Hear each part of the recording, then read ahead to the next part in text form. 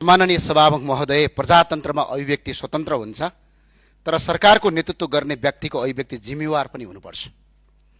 चिया पसलको गफ र संसदको अभिव्यक्ति बीच फरक हुन्छ।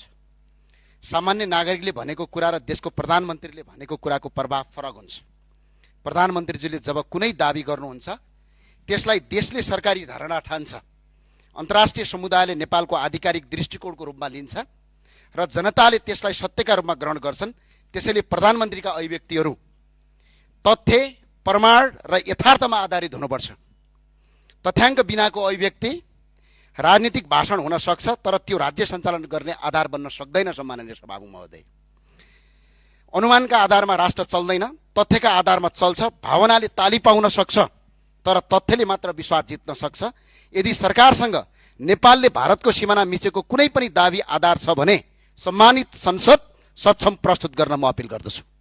सम्माननीय सभामुख महोदय, यदि छैन भने जनतालाई भ्रमित गर्ने खालका अभिव्यक्तिबाट सरकार स्वयं जोगिनुपर्छ। प्रजातन्त्रमा विश्वासको आधार सत्य हो र सत्यको आधार तथ्याङ्क हो। त्यसैले प्रधानमन्त्रीलाई तथ्य बिना संसदमा बोलिएका शब्दहरू संसदको रेकर्डबाट हटाउनका लागि म संसद मार्फत सम्माननीय सभामुखज्यूलाई अपिल गर्न चाहन्छु। सम्माननीय सभामुखज्यू, यो सामान्य विषयवस्तु होइन, यो चिया पसलमा बोलेको कुरा होइन। सम्माननीय सभामुखज्यू,